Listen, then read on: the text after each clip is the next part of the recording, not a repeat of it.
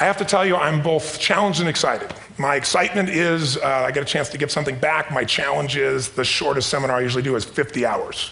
And I'm not exaggerating. I do weekends, and what I do more than that, obviously, coach people, but I'm into immersion, because how'd you learn language? You didn't learn it by just learning principles. You got in it, and you did it so often that it became real. And the bottom line of why I'm here, besides being crazy mofo, is that I'm really in a position, I'm not here to motivate you, obviously. You don't need that. And a lot of times, that's what people think I do, and it's the furthest thing from it. What happens, though, is people say to me, well, I don't need any motivation. And I say, well, that's interesting. That's not what I do. I'm the why guy. I don't know why you do what you do. What is your motive for action? What is it that drives you in your life today, not 10 years ago, or are you running the same pattern? Because I believe that the invisible force of internal drive activated is the most important thing in the world. I'm here because I believe emotion is the force of life.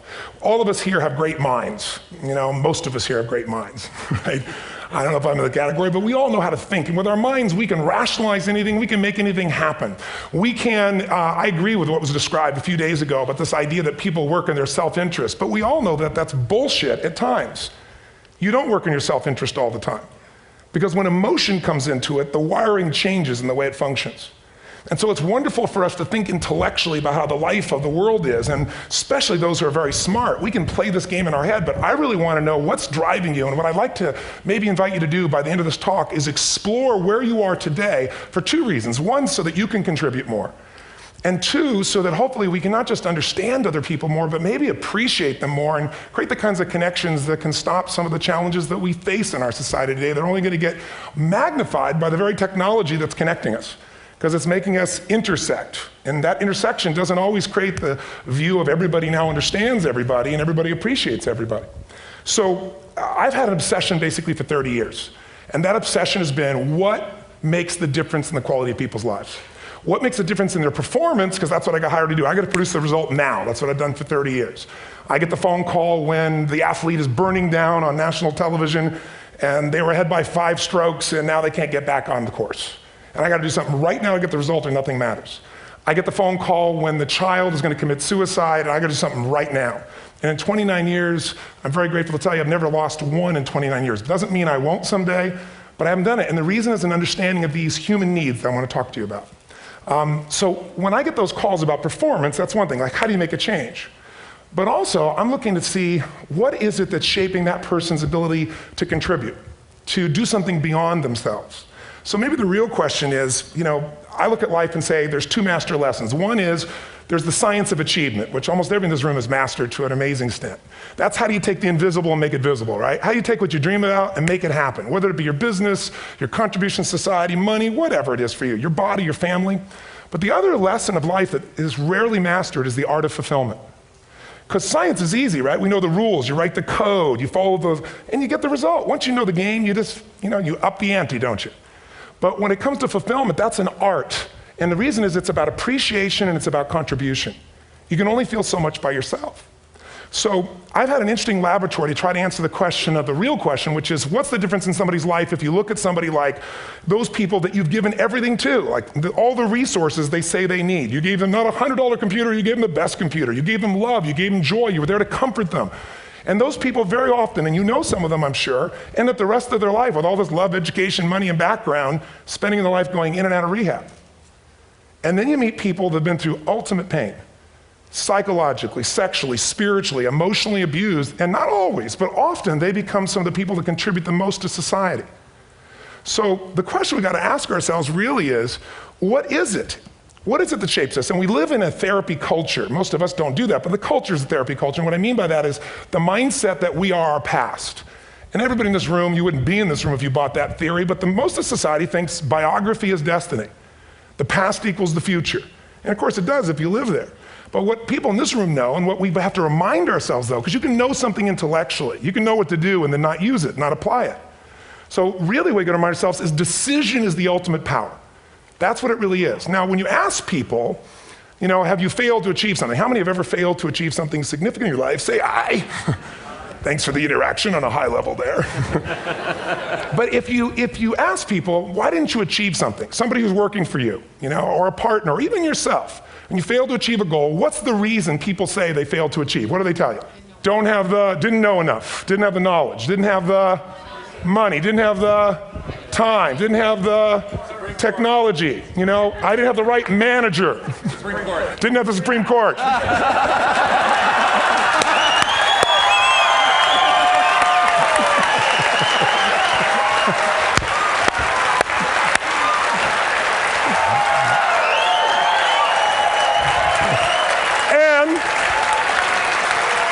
And what do all those, including the Supreme Court, have in common? They are a claim to you missing resources. And they may be accurate. You may not have the money. You may not have the Supreme Court. But that is not the defining factor.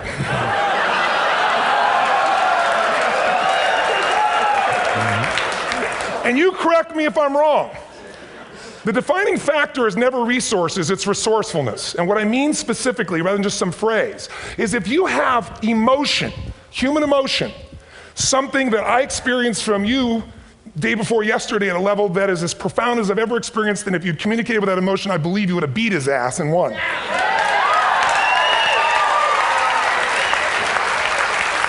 But how easy for me to tell him what he should do.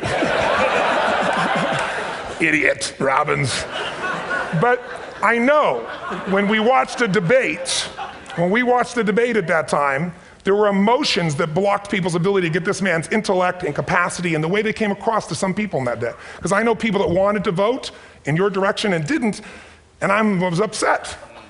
But there was emotion that was there. How many know what I'm talking about here? Say I. So emotion is it, and if we get the right emotion, we can get ourselves to do anything. We can get through it. If you're creative enough, playful enough, fun enough, can you get through to anybody, yes or no? Yes. If you don't have the money, but you're creative or determined enough, you find the way. So this is the ultimate resource, but this is not the story that people tell us, right? The story people tell us is a bunch of different stories. They tell us we don't have the resources, but ultimately, if you take a look here, flip it up if you would.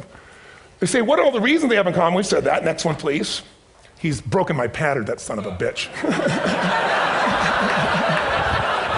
But I appreciated the energy, I'll tell you that. What determines your resources? We've said decisions shape destiny, which is my focus here. If decisions shape destiny, what determines it is 3 decisions. What are you going to focus on? Right now, you have to decide what you're going to focus on. In this second, consciously or unconsciously, the minute you decide to focus on something, you've got to give it a meaning. And whatever that meaning is produces emotion. Is this the end or the beginning? Is God punishing me or rewarding me, or is this the roll of the dice? And emotion then creates what we're going to do, or the action. So think about your own life, the decisions that have shaped your destiny. And that sounds really heavy, but in the last 5 or 10 years, 15 years, haven't there been some decisions you've made that if you made a different decision, your life would be completely different? How many can think of one, honestly? Better or worse? Say I. So the bottom line is maybe it was where to go to work and you met the love of your life there. Maybe it was a career decision. I know the Google geniuses I saw here. I mean, I understand that their decision was to sell their technology at first. What if they made that decision versus to build their own culture? How would the world be different? How would their lives be different? Their impact. The history of our world is these decisions. When a woman stands up and says, no, I won't go to the back of the bus, she didn't just affect her life. That decision shaped our culture. Or someone standing in front of a tank. Or being in a position like Lance Armstrong and someone says to you, you got testicular cancer. That's pretty tough for any male, especially if you ride a bike. Right? You got it in your brain, you got it in your lungs. But what was his decision of what to focus on? Different than most people. What did it mean? It wasn't the end, it was the beginning. What am I going to do? He goes off and wins 7 championships he never won once before the cancer because he got emotional fitness, psychological strength.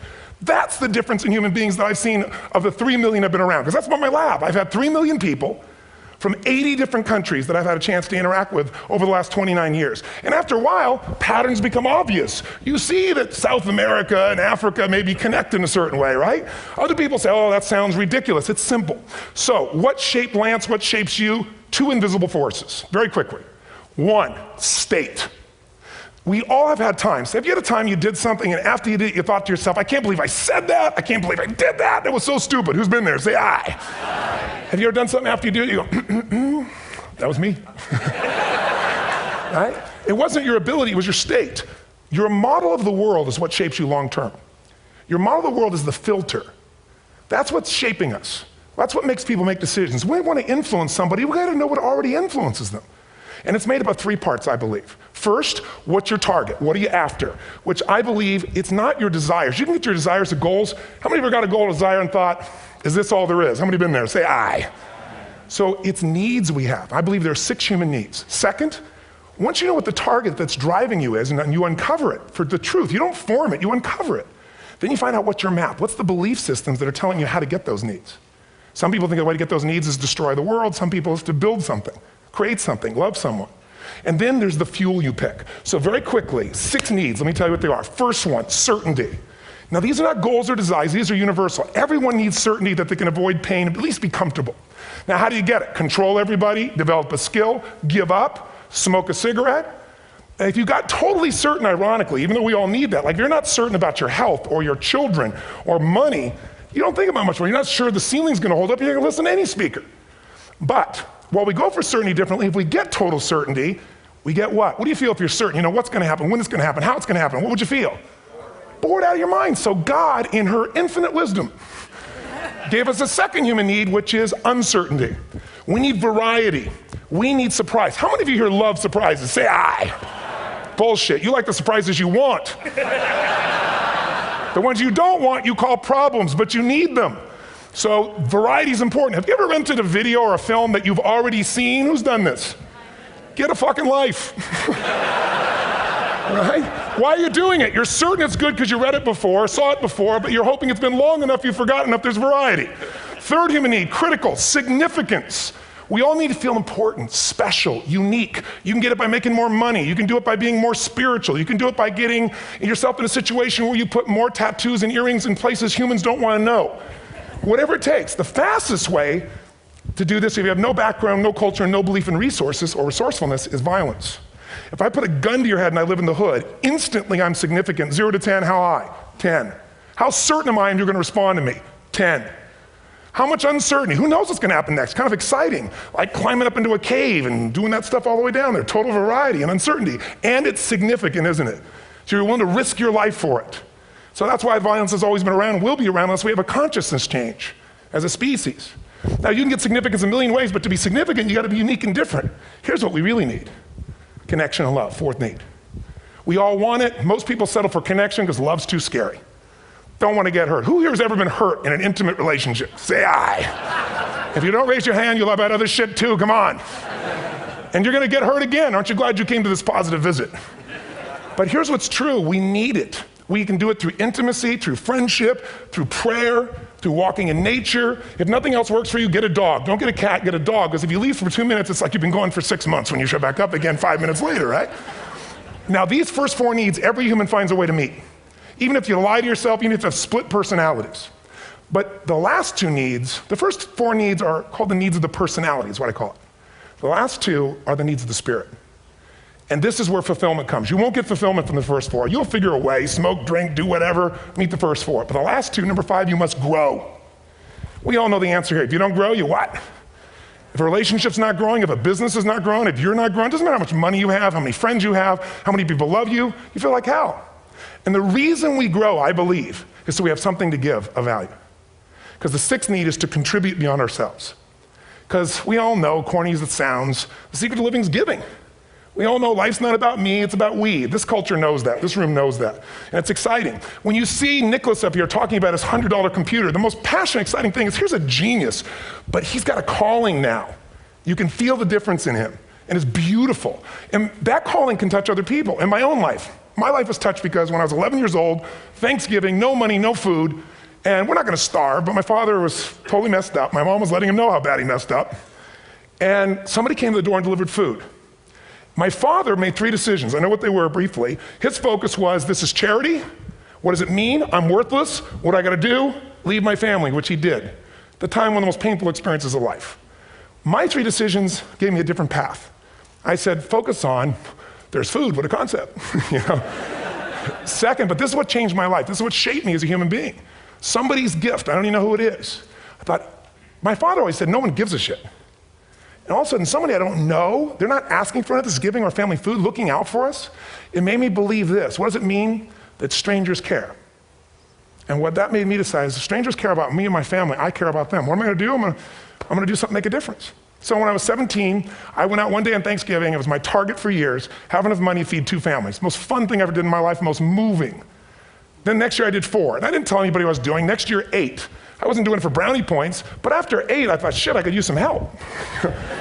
So sure enough, I went out, and what did I do? I got my friends involved, and I grew companies, and then I got 11 companies, and I built a foundation. Now, 18 years later, I'm proud to tell you, last year we fed 2 million people in 35 countries through our foundation, all during the holidays, Thanksgiving, Christmas, in all the different countries around the world. It's been fantastic. Thank you. So I don't tell you that to brag, I tell you because I'm proud of human beings because they get excited to contribute once they've had the chance to experience it, not talk about it. So finally, and I'm about out of time, the target that shapes you, here's what's different about people. We have the same needs, but are you a certainty freak? Is that what you value most, or uncertainty? This man here couldn't be a certainty freak if he climbed through those caves. Are you driven by significance or love? We all need all 6, but whatever your lead system is tilts you in a different direction. And as you move in a direction, you have a destination or destiny. The second piece is the map. Think of that as the operating system tells you how to get there. And some people's map is, I'm gonna save lives even if I die for other people, and they're a fireman. Somebody else says, I'm gonna kill people to do it. They're trying to meet the same needs of significance, right? They want to honor God or honor their family, but they have a different map. And there are 7 different beliefs. I can't go through them because I'm done. The last piece is emotion. I say one of the parts of the map is like time. Some people's idea of a long time is 100 years. Somebody else says is 3 seconds, which is what I have. And the last one I've already mentioned that felt you. If you got a target and you got a map, and let's say, I can't use Google because I love maps, and they haven't made it good for Macs yet. So if you use MapQuest, how many have made this fatal mistake of using MapQuest at some time? You use this thing and you don't get there. Well, imagine if your beliefs guarantee you can never get to where you want to go. The last thing is emotion. Now here's what I'll tell you about emotion. There are 6,000 emotions that we all have words for in the English language, which is a linguistic representation, right? It changes by language. But if your dominant emotions, if I have more time, I have 20,000 people or 1,000, and I have them write down all the emotions that they experience in an average week. And I give them as long as they need. And on one side, they write empowering emotions, the other is disempowering. Guess how many emotions people experience? Less than 12. And half of those make them feel like shit. So they got 5 or 6 good frickin' feelings, right? It's like they feel happy, happy, excited, oh shit, frustrated, overwhelmed, depressed. How many of you know somebody who no matter what happens finds a way to get pissed off? How many know somebody like this? Or no matter what happens, they find a way to be happy or excited. How many know somebody like this? Come on.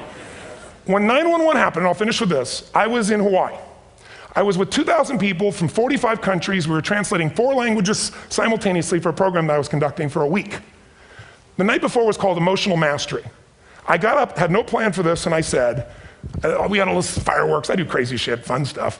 And then at the end I stopped, and I had this plan I was gonna say, but I never do what I'm gonna say.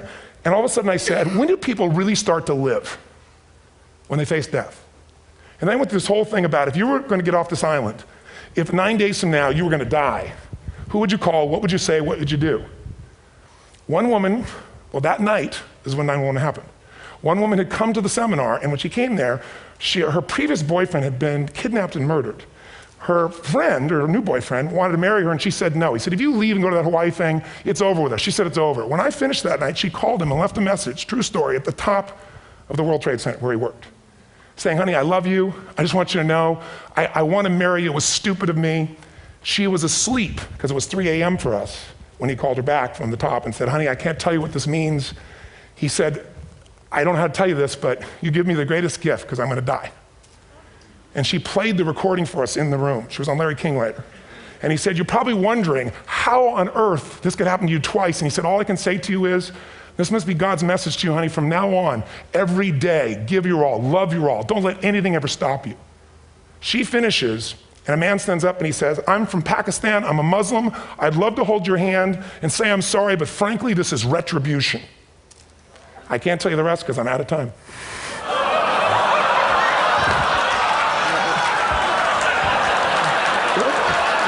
Are you sure?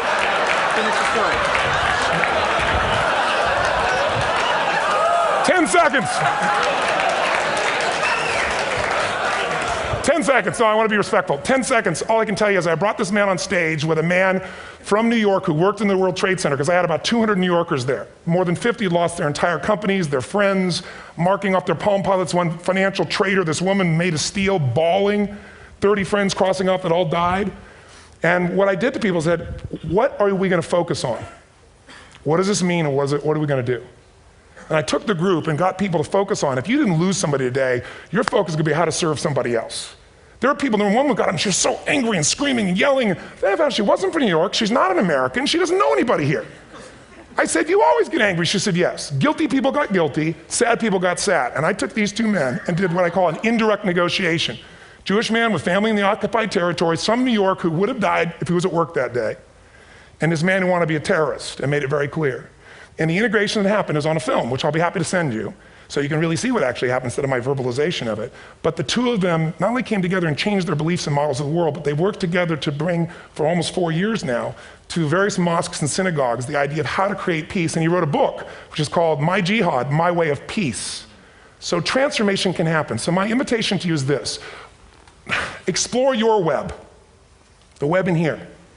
The needs, the beliefs, the emotions that are controlling you, for two reasons. So there's more of you to give. Achieve too, we all want to do it, but I mean give, because that's what's going to fill you up. And secondly, so you can appreciate, not just understand, that's intellectual, that's mind, but appreciate what's driving other people. It's the only way our world's going to change. God bless you, thank you, I hope this will serve. Robbins.